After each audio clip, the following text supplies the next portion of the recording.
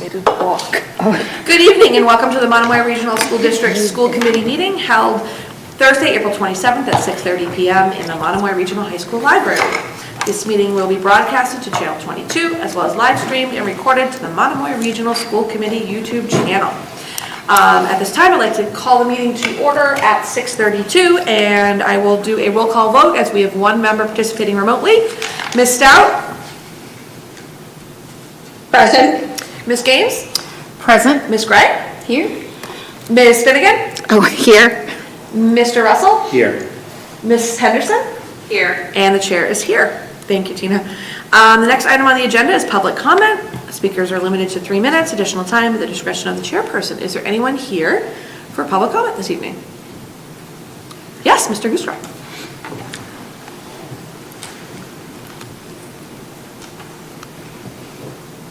Charles Gruska, 6 Berry Ave, Harwich. Belated, but as an individual resident taxpayer, I want to both congratulate and thank the school committee for the school budget for FY24 that they voted and have passed on to the towns for approval, that I am enthusiastically going to vote for at the Harwich Town meeting on Monday. You passed the budget that for the second year in a row meets, with the exception of some furniture here in the high school, and as a member of the high school council, I think we can find other ways to get that, and I don't think it's going to solve the main issues of the high school, that one particular item. But with that exception, for 2 years in a row now, you have met the needs in your budget that have been identified by the school department through the administration. I don't know of many school committees across the state that have accomplished that. At the same time, you've kept enviable class sizes in place. So if there was a citizen's ability to establish a School Committee of the Year award, I would definitely give it to the Monomoy Regional School Committee for your efforts on the budget the last 2 years and for what you've set forward this year. I was worried this year because the budget deliberations had set themselves up as a win-lose situation.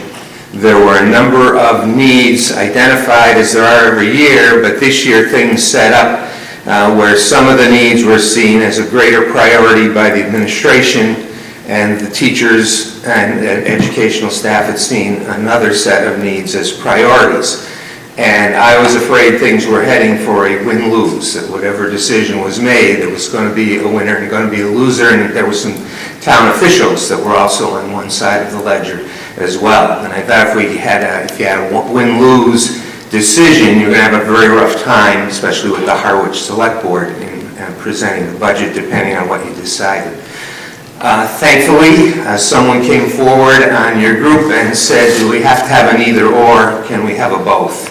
And someone else presented a proposal that would do both with some exception, and then a very novice voice came forward with a statement that I watched several times over on the recording that should be watched every year, budget statement, budget deliberation time, and threw things over the finish line. So congratulations and thank you. And student representatives to the school committee, I think you would be good to take back to your constituents that the winners in all of this, the ultimate winner were the students. The students are the ones who ultimately came out on top, and that's hallelujah.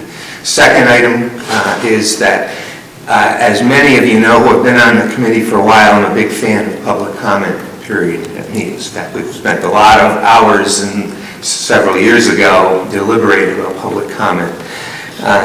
And I still feel that way, but in recent meetings, I've seen the public comment period be used as a vehicle for publicly expressing the criticism and concern for things that were nothing to do directly with the school committee and the school committee's actions or policy or budget or the main things that you're responsible for, and that just worried me a bit. I've been a victim of that myself in my own role of educational leadership, and I know the personal emotional toll that that can take. So I was watching that in my mind, saying I hope that the people bringing forward the concern or the complaint had gone first to the individual involved And if that didn't work out, had gone the next step in the chain of command, which would have been the superintendent.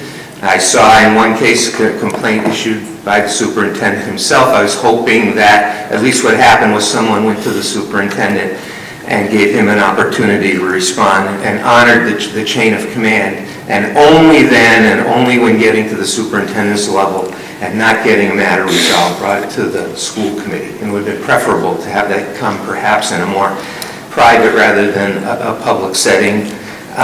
So I just hope I say this to the community. In fact, I changed my second presentation in the Parent University series that I'm doing for the district. I changed the second presentation to specifically put in for the community how you deal with a concern and the steps you go through and the kind of language you use, the I statements and the chain of command. And I also put in a whole lengthy section on listening skills and how we listen empathically. As a result, I threw my presentations off, but the district has worked with me. We're going to offer a third presentation to finish my original goals and series on May 17th. I think that those things that I put in and said in that second presentation would benefit everyone in this room and everyone in the community or watching www.monomoy.edu/page/5118. And I think if we could be mindful and practice some of that would be great. But the big thing is the chain of command. There is a set of chain of command. And I hope that the school committee always leave the message, even when you're contacted privately by an individual with a complaint, say, have you discussed this with the person involved? If not, start there. Okay, you discussed it there. Did you go in the next step in the chain? You know, parent to staff member to appropriate director to superintendent to school committee, and following that chain and giving everyone an opportunity. My most upsetting scars that I maintain from a career in school leadership were from times when people went around, skipped steps in the chain.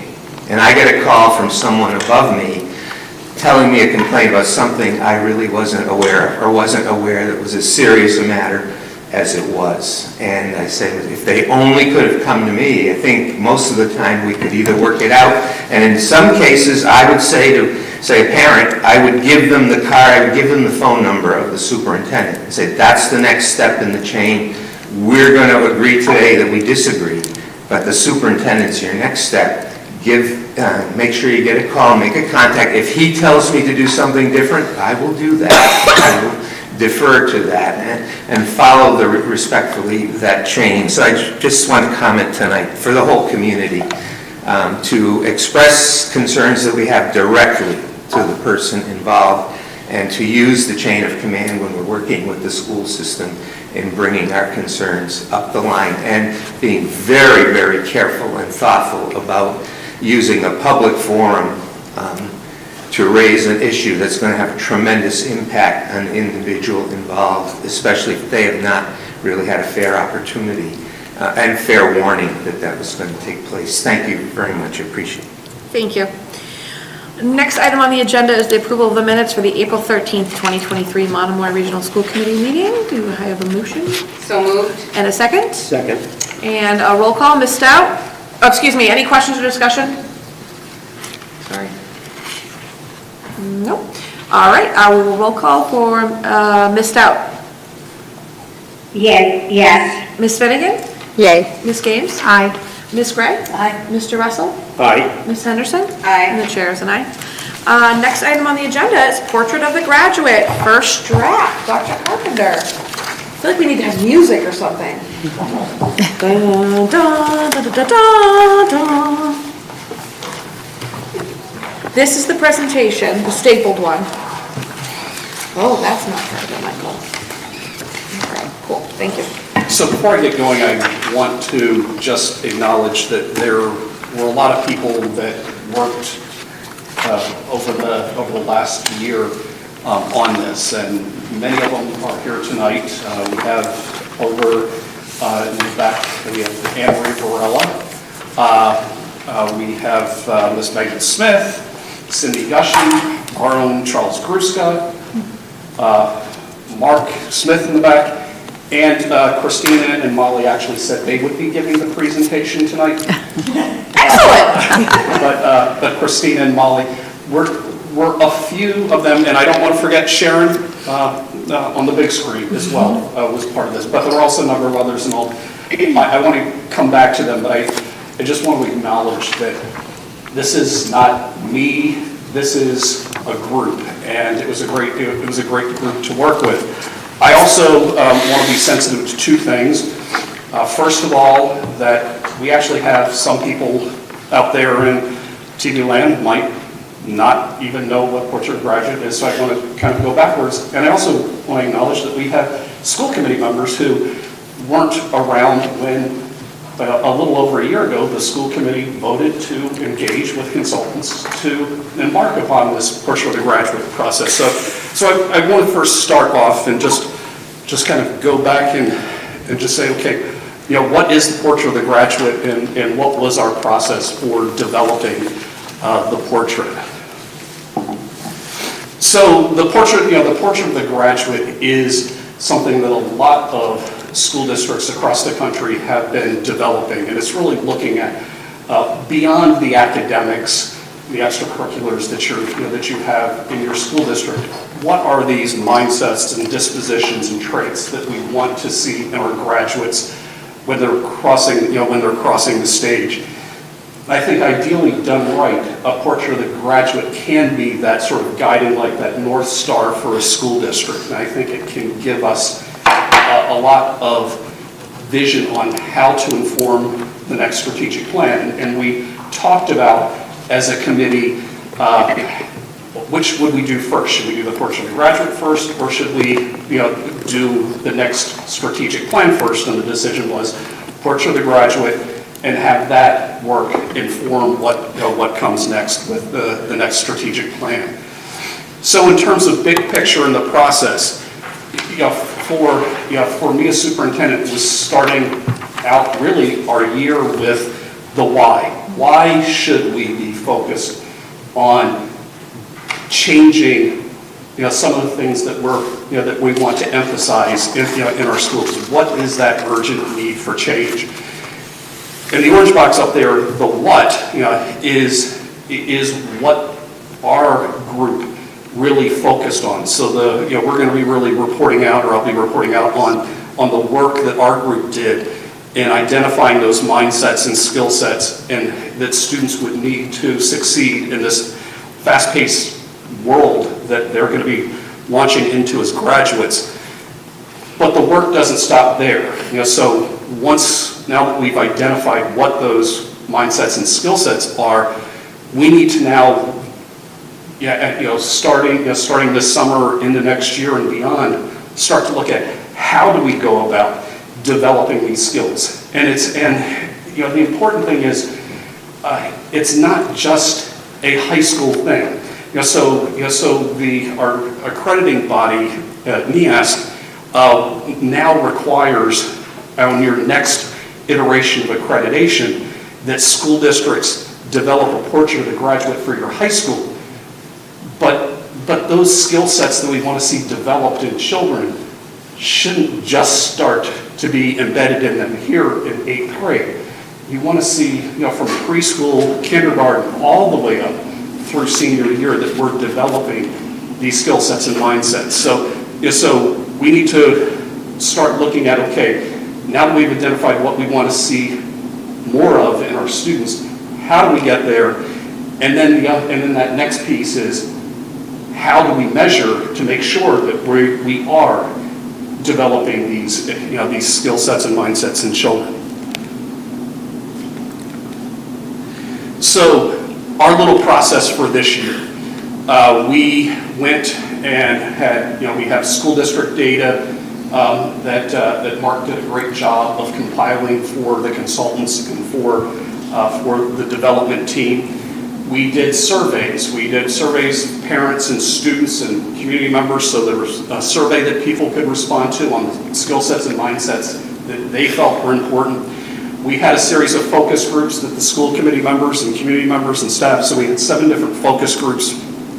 And all of that information design team took and kept distilling it down to say, okay, what are the things that are really important, at least in our, for our group, in our community, what makes sense. So just to kind of step in, go backwards a little bit to the why. And these are some slides that I actually started off the first day of school for our teachers. At my opening remarks for our teachers this year, these are some of the slides that came out of there. But why go through a portrait of the graduate process? So one of the concerns is that that a lot of our students throughout this country are graduating with a skills gap, that they're not quite ready for college, not quite ready for the career skills that they might need in the workforce, and that and the concerns that that what it takes to get a diploma might not be what it takes to really succeed in life. And I shared this picture about how little schools really have changed over the last 100 years. So you go back to the 1920s, the kids were largely sitting at desks, with a teacher at the front of the room. In the 70s, when some of the older of us were in school, it looked very much like the 1920s. And in many of our classrooms, even today, it's still kids at desks, teacher in at the front of the room oftentimes.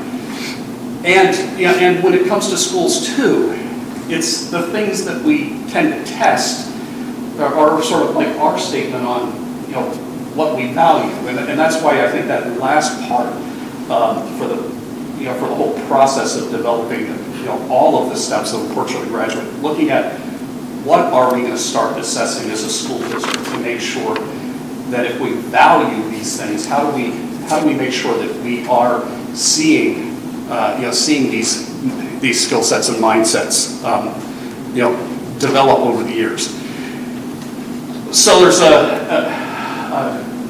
educator named Tony Wagner who wrote a book called The Global Achievement Gap, and in his book, the crux is that there is a big gap between what our best schools are teaching and testing and the skills that students are going to need for their careers, college, and life.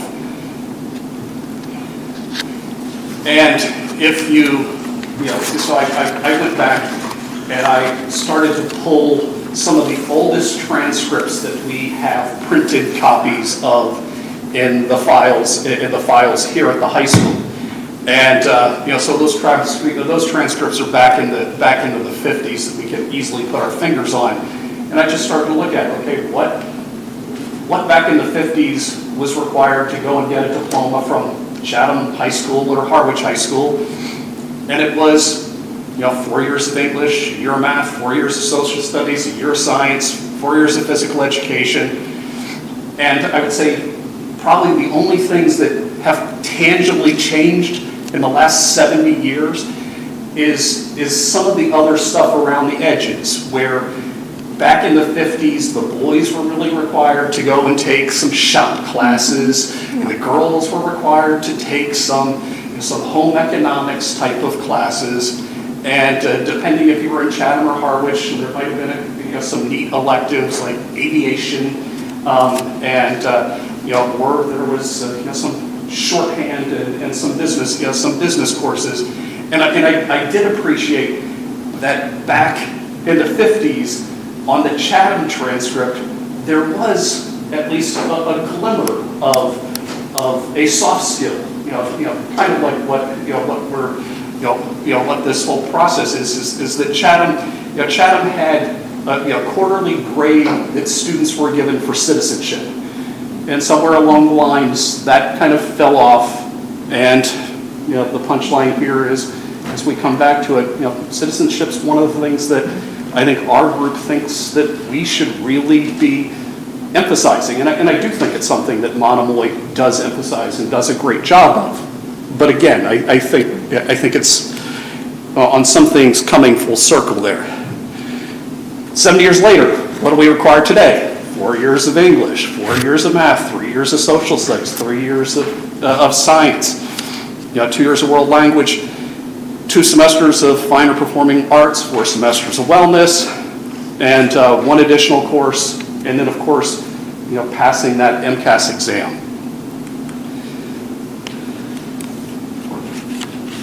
So, the thing is, if you were to do, pass all of those courses, pass the MCAS test, is that really going to prepare students for this rapidly changing world?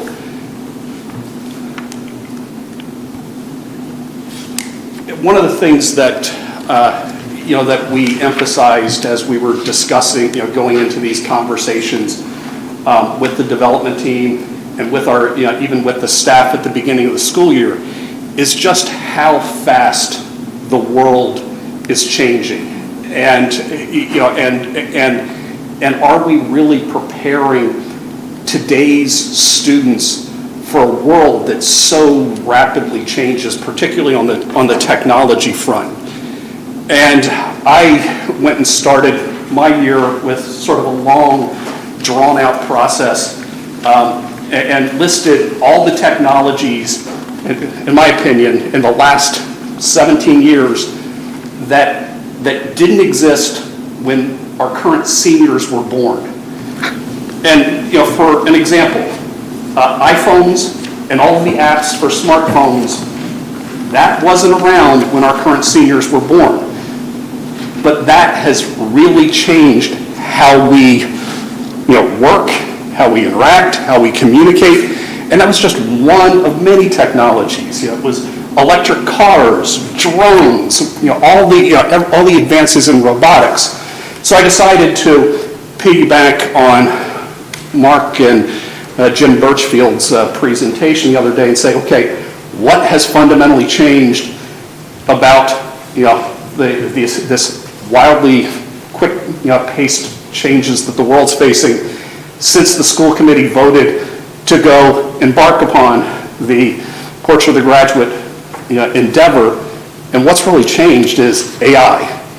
So we have November of 2022, ChatGPT came out, and Mark and many other educators started panicking. It's like, what does this mean for for composition in classes? And beyond ChatGPT, just this past month, Google, it was time for them to go and roll out their product called Bard, or called Bard. And if you didn't see the 60 Minutes piece 2 weeks ago on Bard and what it can do, it was rather frightening, and a lot like the examples that Mark brought up. But there's a 6-word short story that's oftentimes attributed to Hemingway that just reads, for sale, baby shoes never worn. And the prompt was, here are the 6 words, finish the story. It took it 5 seconds, and it comes up with a completely unique work of fiction, where Bard talks about the shoes were a gift from my wife. We never had a baby, and talks about a character who, a man whose wife couldn't conceive, a stranger who's grieving after a miscarriage, longing for closure on its own, and it was rather frightening. And then Scott Pelley goes, do this story in prose, as a poem, and 5 seconds later, there you have it. And when it cranks out the poem, there was a line in the poem where it says, she knew her baby's soul would always be alive. And then you're starting to scratch your head, and it's like, 2001, it's coming faster than we think. But I'm also, at my core, a science geek. What I think the most fascinating thing about AI, and where it's not just scary, but I think has tremendous potential, So another thing that came out the last year is Google rolled out their AI piece, another piece of their AI called DeepMind. And DeepMind has tremendous computing power. And one of the biggest challenges when it comes to science and medicine is how do proteins three-dimensionally fold on themselves, so that the average protein and how it could fold has about, I think when I was doing the research, it has 10 to the 300th power different possibilities on how it may fold up. And it took the first person to ever model a protein. It took him 22 years to figure out how to do myoglobin. So here you have John Kendrew, 22 years to figure out one protein. And that was in 1957. In the 60 or so years since then, you can imagine PhD researcher after PhD researcher figuring out one protein would have been a good doctoral dissertation. So there have been 200,000 proteins in the 60 years that were figured out since he did myoglobin. Google rolls out DeepMind. DeepMind, in a very short period of time, figured out the molecular structure of all 200 million known proteins, like that. The work, one man took him 22 years to do it. DeepMind, for one, DeepMind does 200 million of them, like that. And I think that's how fast some of these technologies are going. In fact, someone was just telling me today that that their son will be heading off to IU Bloomington, a place near and dear to me, to do some biomedical research. And I'm like, oh, it's like you wonder how much of that starts to get blended in with AI technologies. So there's this pace that technology's coming at us, and it's frightening because I think there's been some frightening things just on the whole AI stuff, and it's not just that. I mean, heck, we can have songs by Drake and The Weeknd that hit that are complete deep fakes that come from this sort of technology. So anyway, because Terry's sitting there looking at his clock going, Scott, Celtics.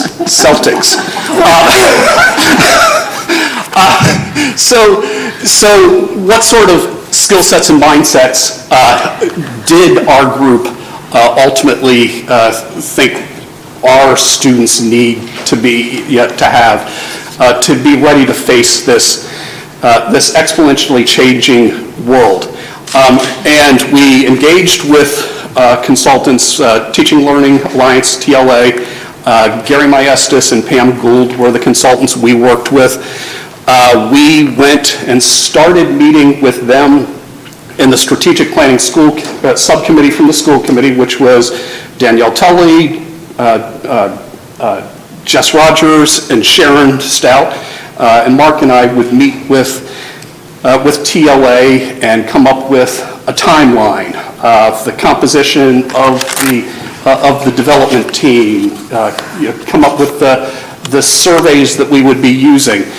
So we went, administered the surveys in October, compiled our internal data. I went and did a presentation with our staff that we also did a similar sort of activity with our high school students that looked at 5 different sort of recent studies on attributes that employers or colleges or wanted to see in graduates, and just look to see what sort of themes were coming out of those. So that information went off to the development team along with the survey results. We had our 7 focus groups that involved all different types of stakeholders in them. The development team met for 8 meetings from October through January, and kept distilling those skill sets and mindsets down into different themes and different iterations, and ultimately one of the members of the team suggested sort of almost a compass rose design, as we were sort of honing in on 4 major themes for these skill sets and mindsets. Those were, that work was then sent off to a graphic designer who laid out a draft of the portrait of the graduate. I shared that draft last night with the development team. I just wanted to make sure that where that draft landed, that they saw their work in that that was the consensus. There was only very mild wordsmithing. We added 2 words to the draft. I'll call that pretty good success if we only had to add 2 words. And just a quick thank you to all the development team. As I said, some people are here tonight, but we also had Isaiah Woodland, we had Annalise Langelier, Talia Perez, Sherry Armstrong, Chris Gesner, Mike Negron, and Elizabeth Shepard were part of it. Principals Police and Kelly were part of it, and parents Richard Roy, Lynette Martin, and Ryan Clark. And then in addition to Charles, we had Martha Stevens, Eric Weinberg, and Carolyn McClellan all took part in this. And everybody wasn't able to make all the meetings, but at each one of those meetings we had a solid core of people to keep the work moving forward. So where we landed, we shared 3 iterations of the work. It's essentially the same text. It's just how it gets laid out. So one of the things we bounced off the team is, do we have some sort of picture or pictures up in the top corner? This iteration has a little graphic, a little sort of faint image of our graduation ceremony behind it. There's another one that takes off the picture. Everybody in the group, I think, decided this was one we didn't like, in part because it says portrait and the of A is up above. So we actually scratched this one last night as a contender, and thought that the one that we just showed you with the picture has some promise. I think the challenge is, how do you have that picture in the corner be representative of all? And I think that this one here that you see that's the plainer one, folks sort of landed on. There are some tweaks from last night that the group went and suggested that I have actually included in your packet. So there's one that has some little white. It's this one. It just has some little white ones. So we had some. So as I said, 2 words were added. So the 4. So we'll start with just the 4 big areas. The big areas were, and I think the conversations at the table along the table went like this. As a school district, sort of our North Star is the skills and the content mastery that we want to guide students to. And under the heading of creative and critical thinkers are those skill sets that that kind of fall under that, to be creative or critical thinkers and problem solvers, creative, curious, and innovative, adaptable and flexible, and then to be prepared for college, career, and then the addition last night in talking to the development team is to make sure that we don't lose track of the importance of life skills. So we added to be prepared for college, career, and life there. On the eastern heading for the compass rose is the communicators and leaders. And the 4 bullets under that were effective communicator, work within and lead a team, consider other perspectives, collaborate, compromise, and negotiate as skills that would be important in that quadrant. The southern quadrant gets at engaged citizens. The bullets under that one, act with integrity, treat others with empathy, recognize and respect diversity, and then we had a long conversation about the last bullet, and at the end we settled on engage civically, environmentally, and globally. So we added the word environmentally because there's a lot of emphasis that this district has on the natural environment here, but also thinking globally about our impact on the environment. And then the western quadrant, independent and confident learners. The 4 bullets under that, self-motivated and independent, advocate for themselves, embrace challenges, and resilient. So those are the mindsets, skill sets, dispositions that that the development team felt are what really defines where we think students need to be looking forward, and what we felt as a team need to be emphasized within our curriculum as students move from preschool all the way to senior year and graduation. And I'll stop there. Great, thank you, Dr. Carpenter. I will open the floor for questions, comments. Really nice to see a final product, or a working product, I guess I should say, but final product in that sense, so open up the board. Anybody stout? I see your preference. Oh, just. I have been involved with quite a few of the, all of the strategic planning for these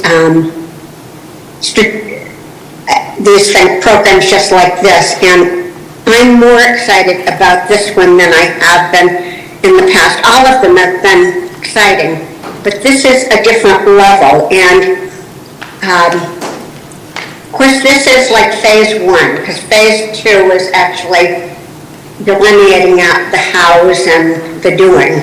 But it's very exciting. I think, as Scott said, about the changing nature of schools to meet up with what our students actually need in society today.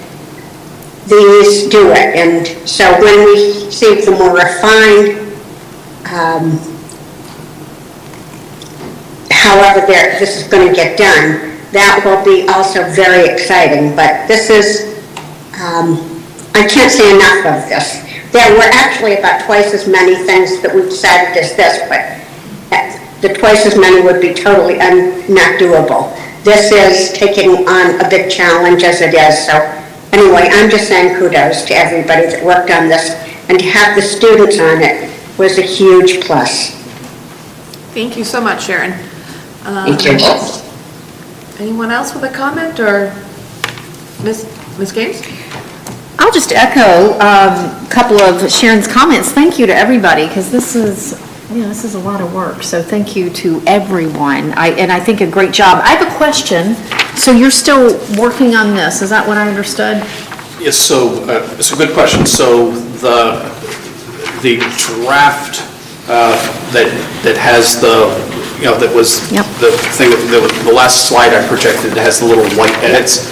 So this is where the group landed after last night, but I also wanted to be cognizant that we were bringing it to the school committee for feedback, and all ears, and then we'll take these, so this, and even after I sent this back out to the development team and got some suggestions just on we'll call it verb tenses.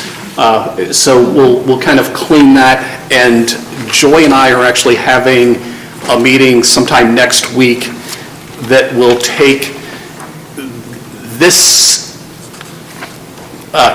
image and and the word, the wording, and work with them to transform it into something that is more print and website friendly. The challenge with having a white logo is when you put it on a white background, it doesn't work. And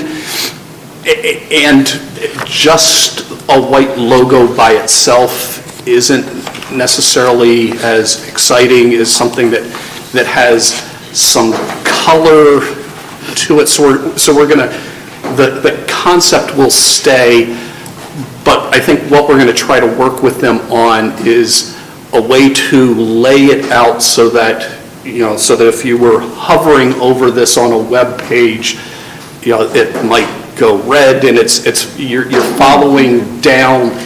So we want to kind of work graphically with them. So I think we have got a good vision on what the final product after you come up with, what are all the traits, kindergarten through senior year, what that should look like as an online document. And we want to make sure that we have all the graphic stuff from the graphic designer that we need to get from here to there too. Okay, because my comment, I mean, personally, just me, I like the image, but I hear the questions or concerns about what would be the right image, and I'm just wondering if at this year's graduation, if somebody can grab a really good photo of all the hats being thrown up, something, because I kind of like the idea of an image, just me personally. So I was just wondering if that was possible. And we've even talked about, if it's an online thing, this can cycle, so this can represent everybody too, so it's, so when you print it, it's sort of static and it's one thing, but when you're in a digital format, you actually have the ability to have that change, and so do we have something that's that represents everybody in the picture, like the hats going up in the air, or if it's in a digital medium like a website where this has the potential to keep cycling a range of pictures in that box, much the same way that that our own website right now cycles a series of different images when you come to the landing page. And this cycle of images is a great idea. My only concern is who gets picked and that sort of thing. And I just wouldn't want somebody to feel, I wasn't picked, whatever. But something inclusive. Yeah, and I think that was a big conversation last night. I think we kind of landed. We landed at in a lot of ways, the one that has no picture, in some way, is inclusive because it doesn't exclude anyone. Yeah.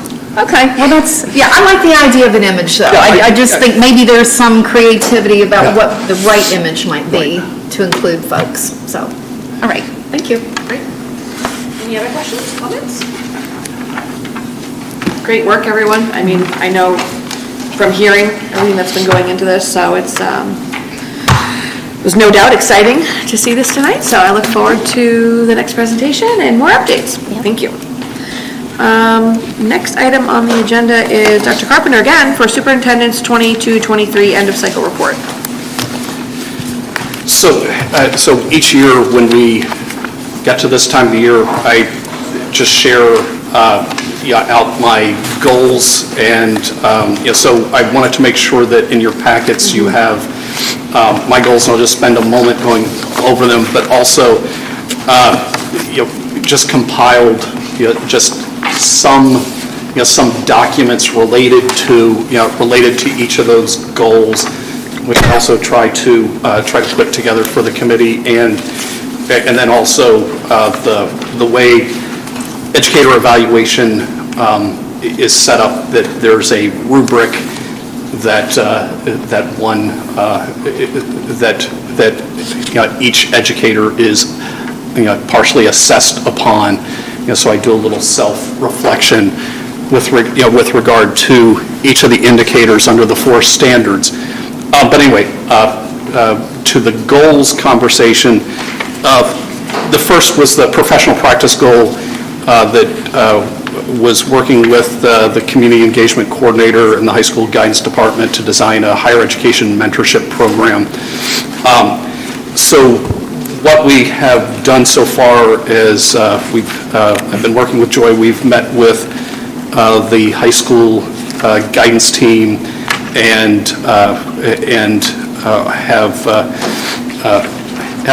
I've been discussing having a breaching barriers. What are the barriers that high school students may have when it comes to getting into colleges, particularly when it comes to high school students who may not have had role models within the house who have gone on to college. And I think the advantage that we have in our 2 towns is that we have a number of very well-educated people that are empty nesters and retirees who I think can support those students and families. So it's really to look at putting together a mentorship program.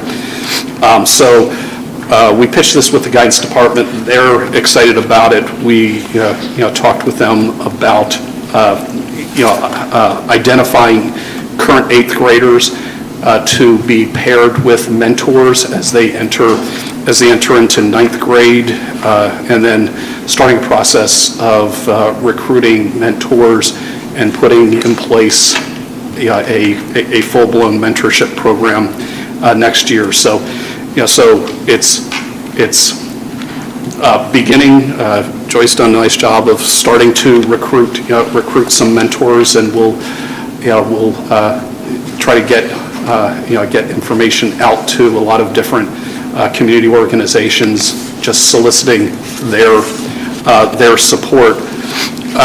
Next is really just to the student learning goals, really just to make sure that our curriculum continues along to see the gains that we saw on the first year. And again, I think that Mark and the principals have been doing a lot of work behind the scenes, but it's really a credit to the teachers in the classroom with the successes that we've been seeing with that ARC program.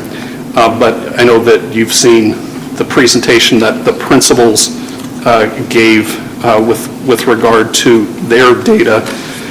In terms of district improvement, the first was to move forward an equity task force recommendation. So this was roughly this time last year, the equity task force had brought forward a recommendation that they as a group, sort of disband and ultimately form an equity steering group that would be meeting with the superintendent regularly. So we have formed a diversity, equity, inclusion, and belonging committee, advisory committee. I've been meeting with that group that includes our 2 student reps and a number of educators in the district and a number of community members and parents over the last several months, and talking about a number of issues. And it's been a good sounding board for me to take issues to them and to hear from them. And I think a lot of the focus that we've had has also been on how to empower student voice and having students let us know what challenges they are having to belonging and feelings of belonging. And I'll give Christina and her colleagues a lot of credit with some of the work they're doing behind the scenes and the outreach to get students to come forward and bring us their concerns. The second district improvement goal dealt with coming up with side-by-side changes to the regional agreement to address the obsolete language and to then get that moved forward for town meetings. I'll be reporting out at the end of reports and discussion on where that stands with DESE, but let's just say that DESE is holding firm on some of their requests that at least I think fly in the face of some of the things that I was told week one when I came here on what was really important to, I think, particularly the constituency in Chatham. And so we'll talk about that a little bit more in a few minutes. The third district improvement goal was to support the development of the Portrait of the Graduate process, and the presentation that you just saw is really the culmination of that work. And that would be it.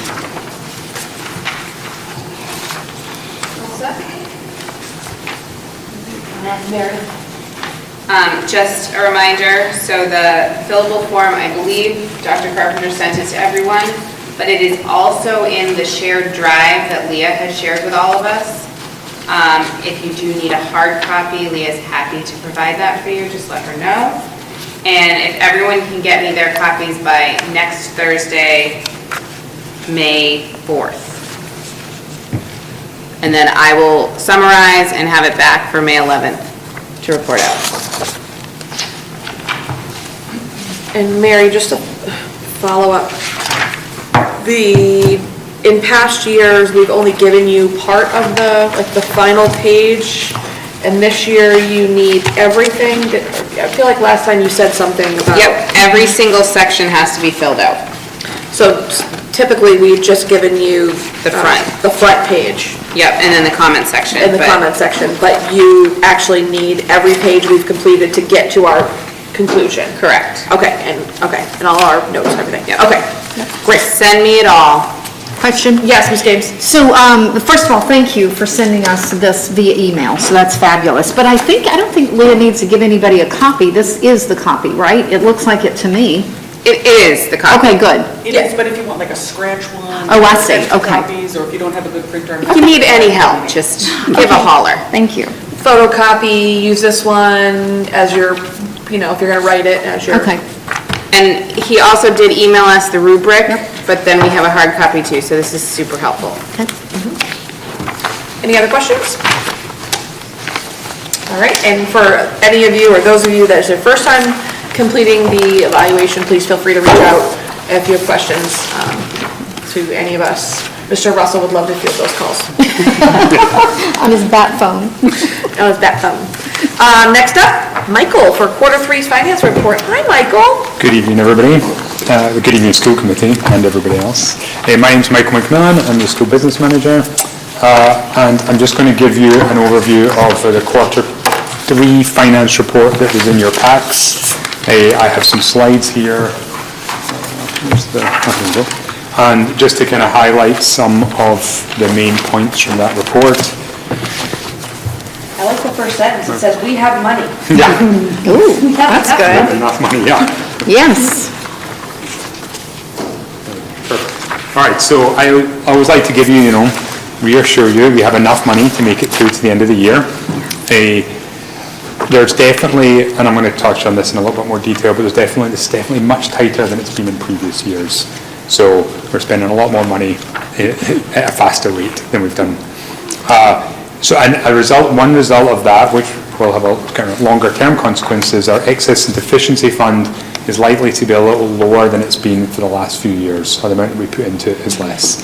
Basically, at the end of the year, what we have left rolls into our excess and deficiency, which is a bit like free cash for a regional school district, and we can use that to offset next year's budget. So when we do an FY25's budget, we'll have slightly less money to draw in to offset assessments than we had this year for FY24.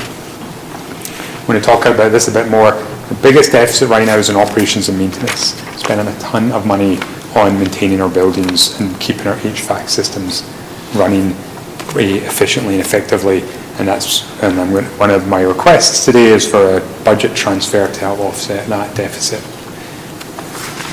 Then a couple of other points just to make you aware of. We are in the middle right now of procurement for our summer facility projects. So we're working with implementing new public announcement systems, upgrading the one at the high school, but replacing them at the middle, Chatham and Harwich elementary schools.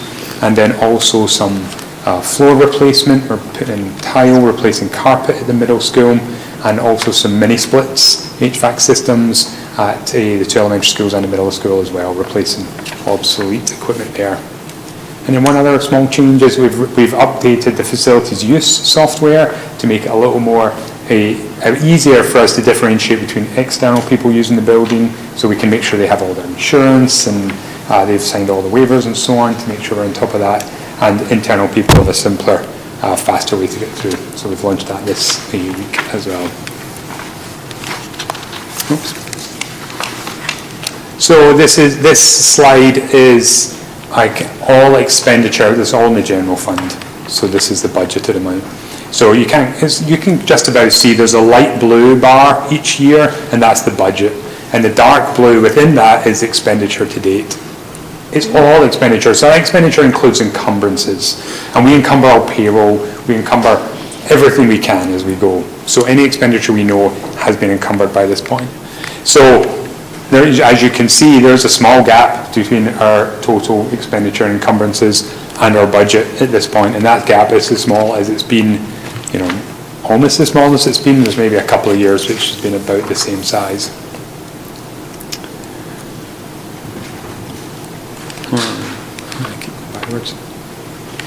And then this is another one of these charts. So these charts are all pulled from your document as well. But basically this just shows what the orange lines are the trend of expenditure based on the last 5 years of expenditure. So this is just a good way for me to see, are we out of step, or are we in step with prior year's expenditure? Because the blue line is this year's expenditure. And you can see that in the last month or so, we've actually separated a little bit from our prior year trend, and we're spending a little bit more money than we have in prior years. It's not, it's still within that upper confidence bound, but there's definitely a gap, and we'd like it to be closer to the other line, the other orange. And so what this slide does is start to break this down by major accounts. So again, you've got a dark blue line, which is expenditure, and a light bar, which is the budget. There's also, you can't quite see it, but you might be able to see it in your handouts or in the document. There's a red line that shows you where we would be if we were spending at the same rate as we had last year. So again, that's just another way to compare how this year's expenditure is performing compared to last year. There's two I just wanted to highlight. One is operations and maintenance, where the dark blue bar is way beyond the light blue bar. So that's definitely a problem, because we're spending more money than we budgeted for HVAC and facility maintenance. And then the other one I just wanted to highlight is just to reassure you, so benefits and fixed charges. So that's really that's mostly health insurance. And that is, the dark blue line is just a little bit above the light blue line, but actually that's because just the way we pay health insurance, there is some costs encumbered in there that will be released at the end of the year, and we don't actually pay them. It's just the way health insurance is set up, because you pay health insurance a month ahead. So when you pay in June, you're actually paying for July. So the way the payroll system works, it encumbers that money, but it really shouldn't be coming out of this budget. So at the end of the year, we'll close all those encumbrances, that will release those funds, and my dark blue line will come under my light blue line, and I'll be happy. Is there any questions about any of that other information, any other of those major accounts you're interested in? Ms. Gates? Yeah, I have a question. So I guess with the edge of all the light blues, so that would be, so that's what's budgeted through June 30th, right? Yes. Looking at guidance counseling, I'm just kind of curious. I'm looking at teachers, so I guess, is that based on salaries? I mean, I'm just trying to figure out what more is in there between now and the end. So I mean, so if there's a gap, it just might mean that we're going to be under budget. So we're going to get to the list. So for teachers, for example, there's a little bit of a gap between the budget, there's that little blue sky between where we are. So that's just because we've budgeted somebody, say for example, we've budgeted somebody who's then retired. And so that's a saving when we hire somebody who's lower down the pay scale. So that's a saving, and that just flows in, essentially that flows into a budget surplus at the end of the year. And so so a good example is, so programs with other districts, that's 1, 2, 3, 4 down. That includes school choice and out-of-district tuition. And our school choice has gone down, and our out-of-district tuition has been below budget because the number of placements we thought we were going to have this year, we didn't end up having. So we've got some blue sky between our what we thought we were going to spend and what we're actually spending. And I'm actually going to use that surplus, with your approval, use that surplus to pay for my over expenditure in operations and maintenance. Okay, Does that thank make you for sense? that. I mean, guidance and counseling Yeah. isn't something I want to see under budget. So I guess I just was trying to figure out, Yeah, so What that is just might left in that would there? just be staffing changes, Okay. or what else could be in there, or some contracted services that we expected to use that we haven't used. So it's not like we've cut, it's not because we've reduced or cut any positions or anything like that. It's just because maybe they plan to use some program that they've not used, okay, something like that. All I mean, right. I can get a bit more detail on it, but it's not that we've cut anything or that we've not employed people, but it's most likely staffing changes. okay, thank you. And we've had we have also been able to draw on ESSER funds for some of the stuff that you might normally have used those budgets for this year. Okay, thanks. Thank you, Michael. So I'm just going to give you a little bit more detail. I'll be quick, I promise. I only get to do this like 4 times a year. So this is, maintenance of buildings, grounds and equipment. So this is the same as that slide I showed you earlier. So the orange lines would be if we just kind of continued spending as we have over the last 5 years, the trend we have in the last 5 years. But we're doing the blue line. We're way ahead of where we've been in the last 5 years. And that's driven by like 3 or 4 sort of perfect storm of things. One is costs have gone up because of inflation, because of supply chain disruption, and because of, particularly also fewer contractors being around. Contractors don't have staff either, and so they're able to charge more, and they want to pay their staff more, and some of those costs get passed on to us. At the same time, we changed contracts on our HVAC maintenance, both at the high school and throughout the building, so we have a new contractor, and I think sometimes when you get a new contractor in, some things that the old contractor might have let slide, they're like, oh, we need to fix that, and we need to fix that, and that needs to be brought up to speed. So they're kind of, new contractors come in and spotted a whole bunch of things that needed fixed. And our equipment here, the school feels like it's new, but it's not, and this stuff's now 10 years old. We have a lot of equipment on the roof of this building, and it's running 24/7, and it has been for the last 10 years. And unfortunately, it's just needing to be maintained. So we've kind of hit that point, at the worst point, when all the costs have gone up, and that's just really flowing through to this big deficit in our budget. And I'm really hoping, so Rick Travers, the facilities director, who's awesome, and I have been talking about how we manage this and make sure we're not letting this run away, and we're really hoping that we're making a lot of repairs and maintenance now that will not need to be done again because we're getting the systems into good shape, and so it won't be such a big problem next year. I don't promise, but that's our hope. And some of this is intended, so we knew we have a project to replace one of the rooftop units at Harwich. We have done some projects that are part of our facilities plan, so some of it's planned, but it's just proving to be more expensive than we hoped. Heating and utilities is it's a little bit above budget, but not a huge amount. So I think that's April's been cold, so I think that unfortunately might continue to be a little bit above budget or above trend. Hopefully still come in just around budget. Substitutes expenditure. So substitute expenditure is definitely of a lower magnitude than operating. So a deficit in substitutes and substitutes, we just spend less in that area than we do in operations and maintenance. So it's not as impactful on the whole budget, but you can see that we are spending a lot more than we have in recent years. And that's for a bunch of different reasons, but partly, increases in absences due to illness, both short-term and long-term illnesses. So, and I'm sure some of that's related to COVID as well. And we have been fortunate and we're able to find substitutes, which is good, because that means there's bodies in the building, and it's good for students, but it does impact our budget, whereas last year our budget was down because we couldn't find anybody during COVID and before, but now we can find people, which is great, but it does push up our costs. I just wanted to, so inflation, I just mentioned that. Here's just a graph showing where we are on US consumer price inflation. It was up, over 8% a few months ago. It has come down and is now around 6%, I think. And by the forecast I've seen, say it's going to be around 4% by the end of the year, which will be good. It'll get things under control a little bit, and it'd be nice if it was even lower. But it does imply that we're moving into a slightly better position in terms of our expenditure. But then but we are spending a lot on supplies. Some of this is planned because we're investing a lot in our in textbooks and the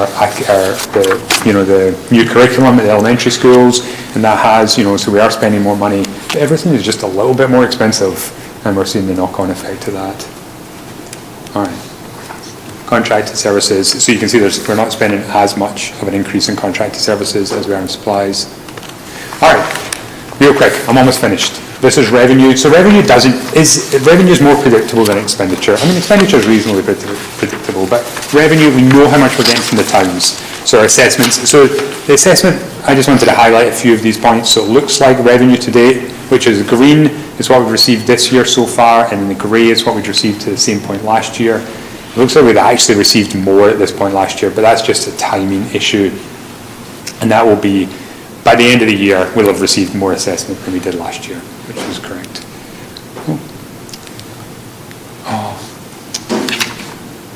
Well, this is anyway, there should be like a fun little graphic moving around this, but it's not going to happen tonight. But so, I'm just going to have to tell you what I'm talking about next. So, charter reimbursements is, we're up again. There's a weird issue with the state where they gave us not enough money last year and they've given us more this year. So that's why it's up. It's not a huge amount, but that's why there's a discrepancy there. Medicaid reimbursement continues to be high, which is good. We implemented changes there, and that's good. And then one more I'll just highlight, which is interest. So you can see this time last year, we'd had just shy of $3,000. This year we're $54,000. So that's great, and that will all flow into free cash, to excess and deficiency, and that's from our purchase of treasury bonds. So we've invested in treasury bonds because interest rates have been so high. All right, any questions about revenue? All right, good, I'm almost finished.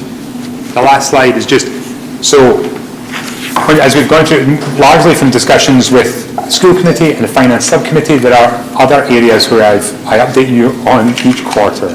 So student activities, so the expenditure there's nothing, no major anomalies or much going on there. The biggest areas of expenditure are around the class of 2023, because they're getting all their graduation activities are happening now, so all that money is going out.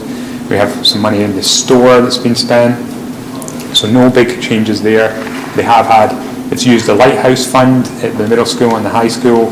At the high school, we've been able to use the Lighthouse Fund to help send students on field trips that might not otherwise have been able to do that, and also for some whole student dance decorations at the middle school.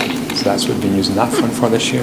This quarter, ESSER fund that we've been spending as we had planned, in line with what we had voted. We updated the budgets after a meeting with the school committee a month or so ago, and that expenditure is all going fine. And we are planning to use, so the one hiccup we have with ESSER right now is that we have a FEMA application in to help fund our extra nurse that we had for the part of COVID.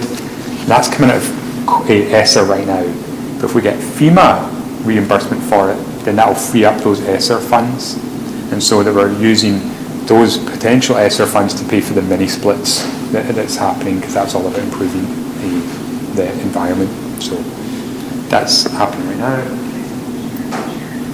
Yes, of course. And the last thing is investments, which I've already kind of touched upon, and there's a little bit more detail on some of our treasury bond investments in your handout. All right. Did I go too fast? Nope. Too much? Ms. Games? So going back to the FEMA fund, is that a one-off, or is that something you're going to do every year? So we have submitted, I think we've submitted 4 applications. So we submitted one, so basically 2 for supplies and 2 for salaries. And one of them, I believe, is some of the supplies, we already received those funds in the last fiscal year, so in FY22. So we have 3 outstanding, 2 for nursing salaries and 1 for supplies. So we do have a contact at MEMA, which is the Massachusetts version of FEMA, and he said that he thinks we have a good chance of getting that money approved. He says they're just slammed. They've got so many applications, and it's taken them a long time to get through them all. But hopefully, so if we do get that, it's around, I want to say, $160,000 all in. So that will be great if we do get those funds. So that's just that 1 year then? Yeah, It's so not what- like ESSER where we had it for 3 years? Yeah, and it's Okay. only to do with the national emergency, state national emergency, so you can only get FEMA during that During that 1 time. year, And as okay. that's going to end on May 11th, I think, Okay. is the national emergency related to COVID Yep. ends in a few weeks, and no more money will be available after that. Okay. Ms. Stout, did you have a question? Yes, I do, a question and a comment. So, my question, Michael, is that is this year quite different? It looks different for me looking at these budget things, line items, than last year. Is it that way, or is it averaging? Well, in the picture, it looked like it was slightly larger, but... Yeah, well, that's fantastic, The Sharon. trend? Yes. Do you think it's a trend, or what?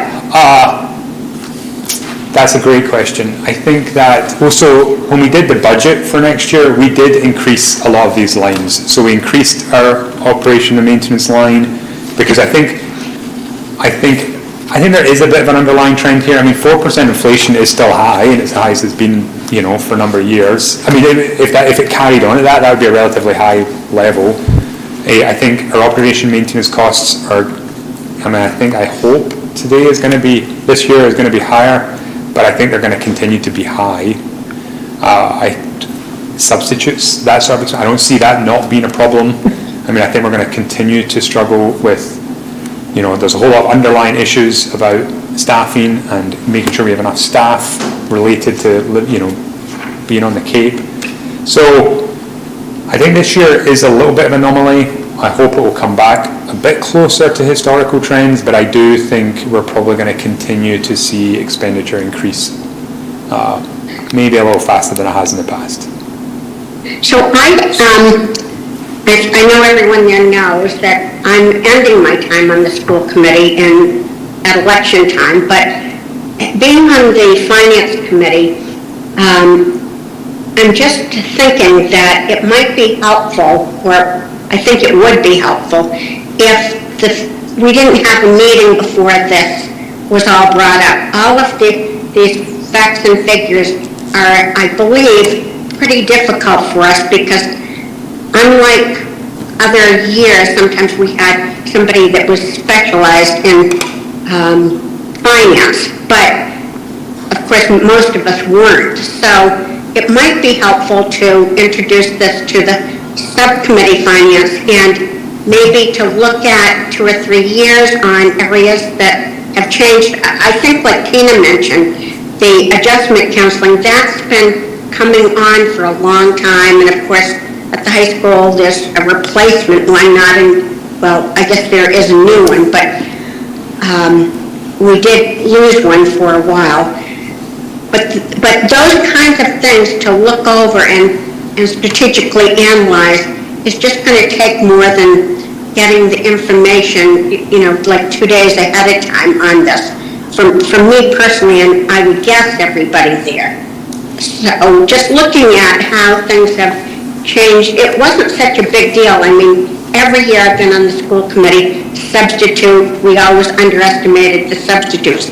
But this is, for the last 3 years at least, it's been sort of chaotic because of the workforce and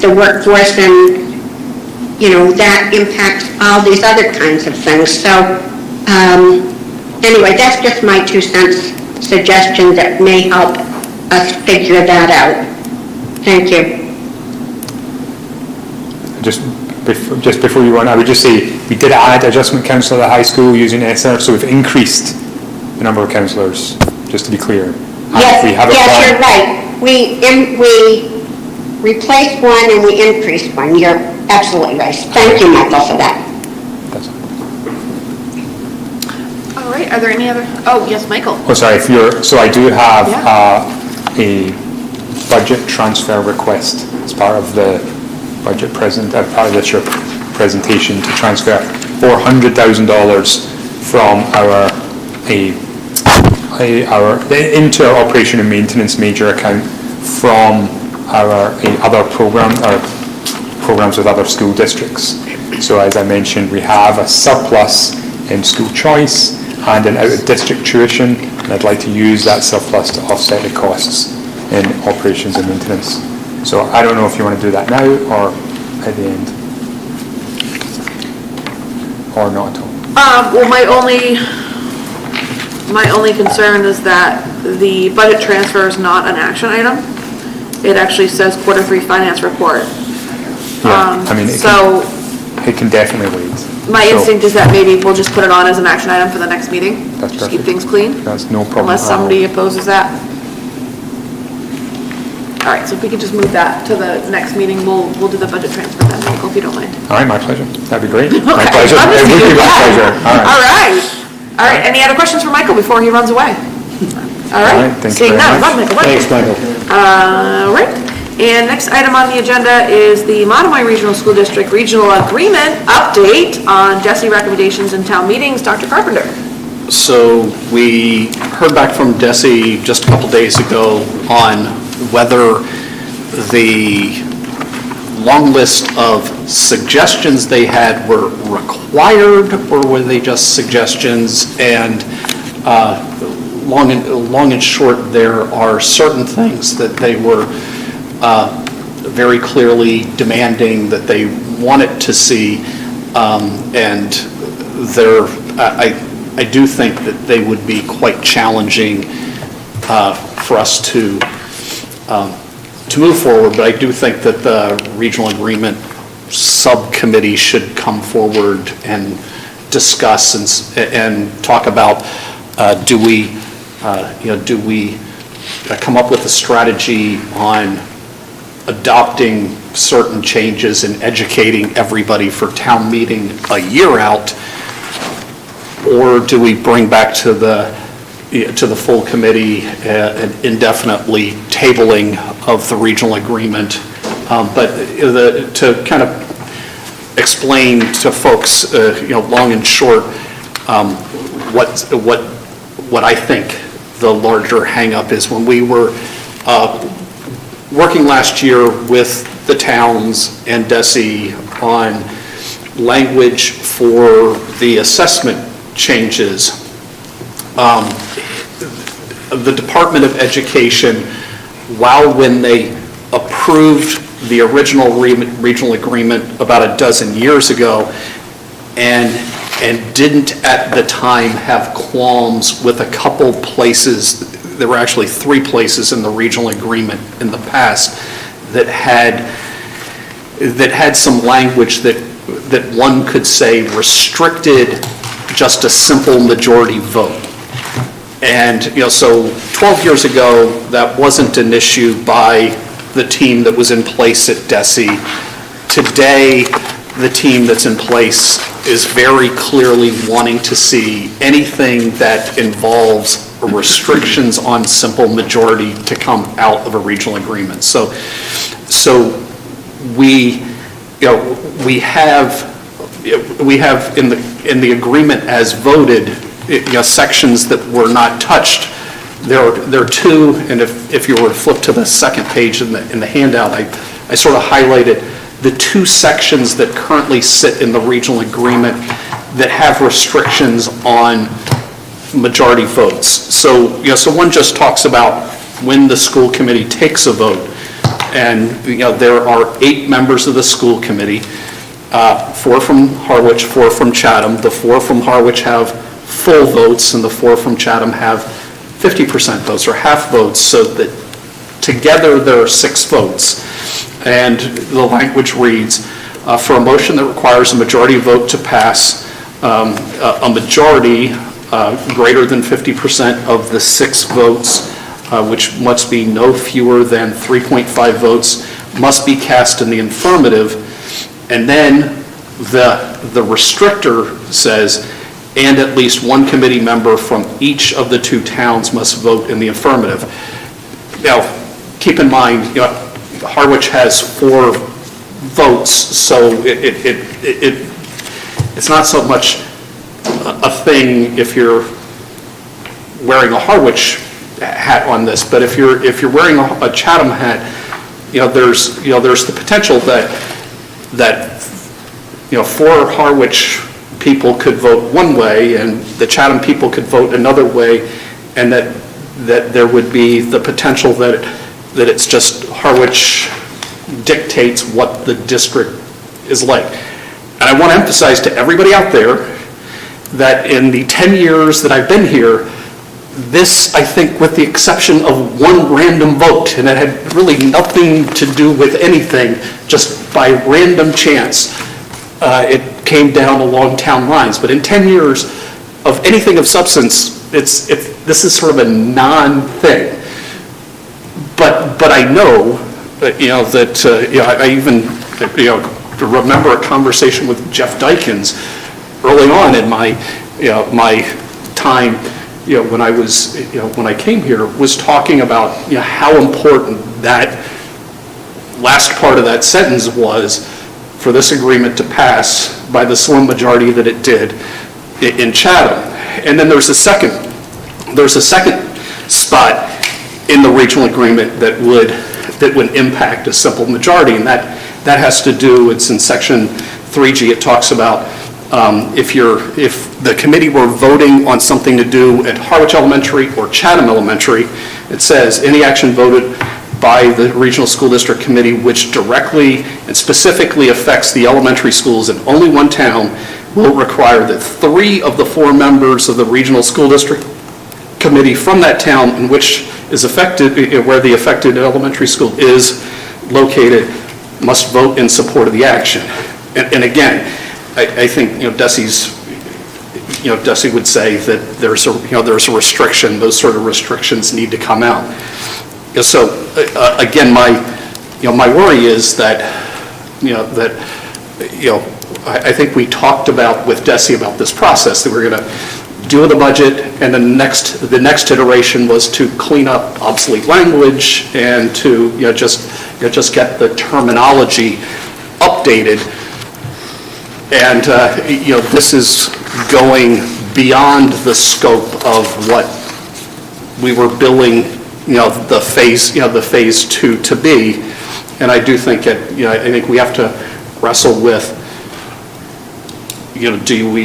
how do we change, or is this something we table? But again, I think that's subcommittee work, but I just wanted to share that Desi's holding firm. So I'll email the town manager in Chatham and just say that we'll be this will be on hold, and it's not on the Harwich warrant because it's still Harwich was later in getting, heading out to the printer, and I was letting them know that we're still in the waiting pattern from, for Desi, but it won't be it won't be a vote at either town meeting this year, but I think we have to decide how do we move forward for town meeting 2024 or beyond. Question? Questions? Yeah. And I'm sure, we'll talk about this at the regional agreement, but we have many regional school districts in the Commonwealth, so are we the only, and maybe this is a question I could ask, are we the only one that has a half vote? Yeah, I could go research that. I think there are different regions have come together differently. So I can speak to the one that I knew before because I came from a region, and the way it operated is everybody had a full vote, but people were elected at large. So there wasn't a Harwich rep or a Chatham rep. you needed, so in order to be elected to the school committee, you had to, be known as somebody who was crossing town line. And in one of the years that I was there, the person who got the greatest number of votes in Sudbury did not get one of the available seats because that person essentially got no votes in Lincoln. That there was, but those people who were seen as being representative of both towns, but again, that involved changes other places in that regional agreement to make that happen. But I think we could look at, there's a variety of different ways that towns came to be. It's just, we have this uniqueness where it's half votes and whole votes, and people are Chatham or, Chatham or Harwich. And I understand why the restriction, or why that, sort of restrictions on majority were in here initially. And I understand that there was a worry in Chatham, and I also know, having been here for 10 years, it may have been a worry, but it's never really been a thing either. That I think everybody that has been at the table has been, really speaking and focusing on the children of both of our towns, not just, I'm here for Harwich or I'm here for Chatham. And I would agree, I would agree with what you just said. And I also know from my work on a state level is that there are 2 or 3 school committee that get dominated by the larger town. It does happen. Right. So I can understand why Chatham would have been concerned. And I guess the other question I have is, so the half vote, so everything is here is about the half vote. So there's nothing, because we've got our agreement set up where we're swapping leadership. That doesn't happen on other school committees. They go with the majority. So a town can get totally left out on the leadership piece. So if I'm understanding correctly, Desi's issues are just about this half vote situation. Right. Okay. And there were some other things that are in the back pages that they shared that I think they're not what I would consider to be third rail issues. But the majority thing, I think, is just my understanding of how we came together. It was important. And, and I would not want to be,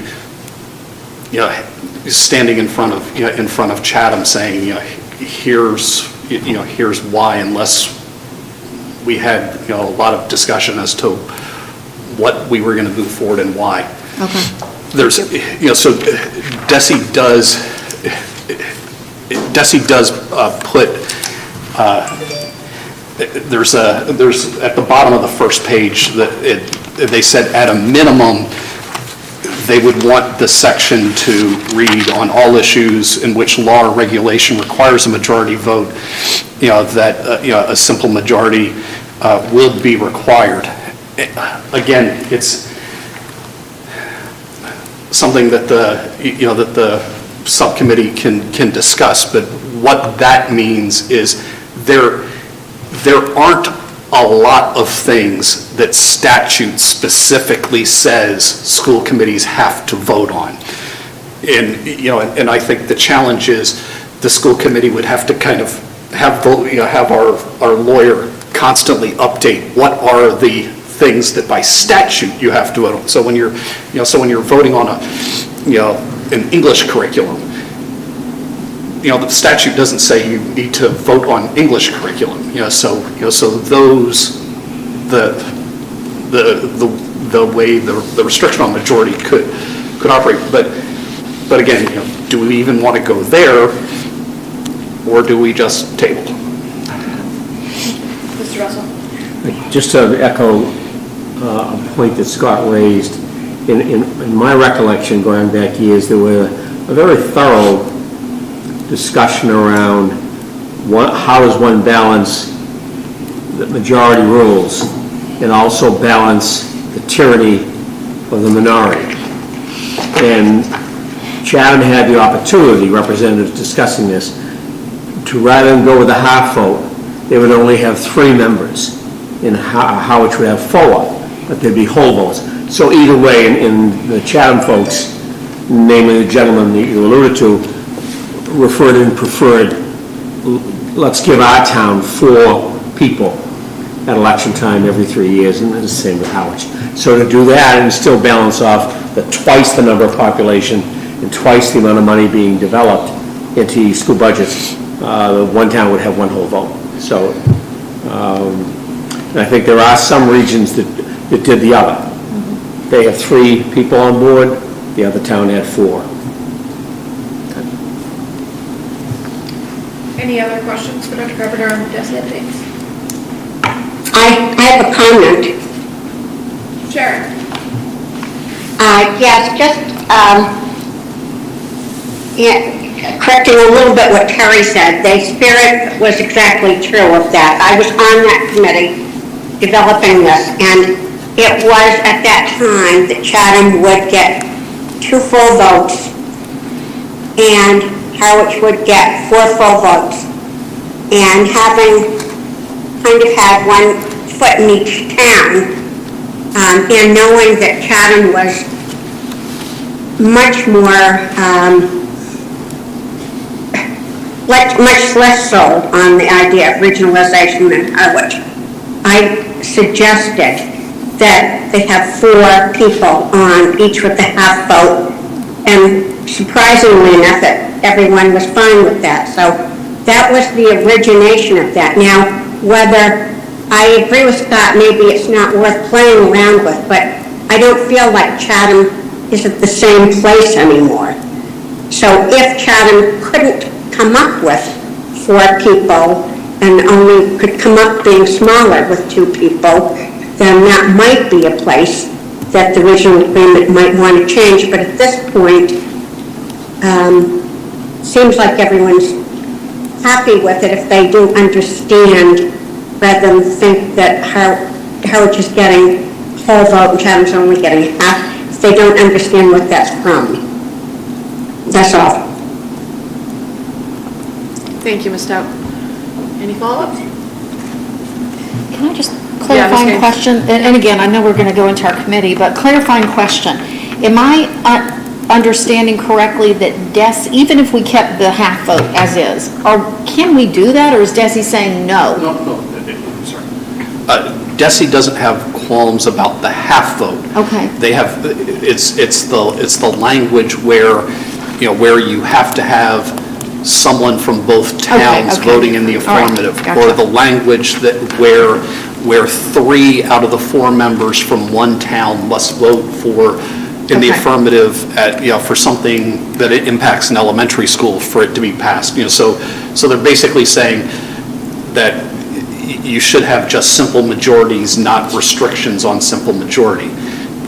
But that's not how people initially voted to have us come together. Okay, got it. Thank you. Okay. And do we have any subcommittee representative or liaison reports tonight? All right. Superintendent's report.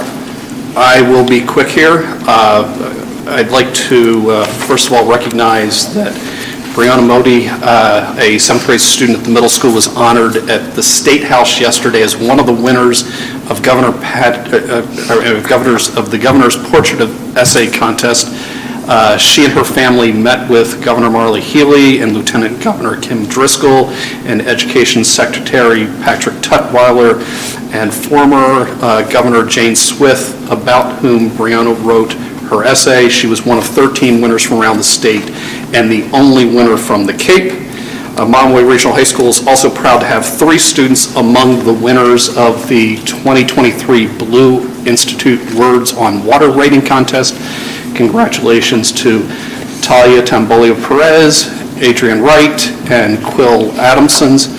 And then we would like to acknowledge the following community donations for the Monomoy Regional Middle School Heroes Luncheon, food from both the Red Nun restaurants and Mom and Pops, and $50 gift card from from Star Market.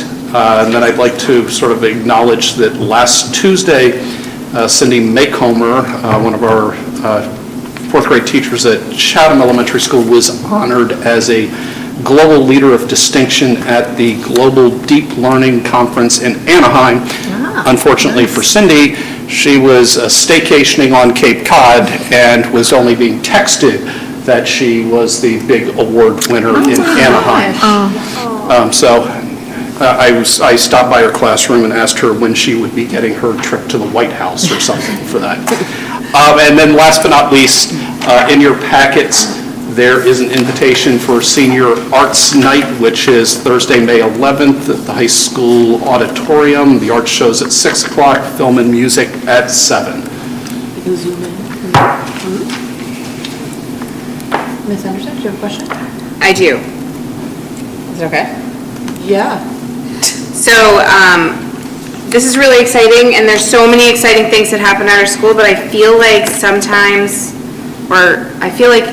at least this year, a lot of these events, chorus concerts, arts events, have been scheduled on our school committee nights. And I wonder if there's a way to, I don't know who books it or where, I don't know what the process is here for booking that, but if there's any way, I know our dates are out for next year already. So if there's any way to avoid, because I think that most of us would enjoy attending these, and especially when we get a fancy invitation. Yes. And I know there's an event tonight that I would have attended, but I'm here. So if there's any way that can happen, that would be great. Thank you. I think we can try. I also know that, I think around the holidays and around, pretty much from now until graduation, it seems almost like there's something great and special almost every night, it seems. All right, great, thank you, and keep that in mind as well. We've had the presentation of the warrants. I will welcome a motion to adjourn. So moved. And a second? Second. And a roll call out, Ms. Stout? Ms. Stout? Aye. Ms. Finnegan? Aye. Ms. Gaines? Aye. Ms. Gray? Aye. Mr. Russell? Aye. Ms. Henderson? Aye. And the chair is an aye. We will adjourn at 8:07. Thank you.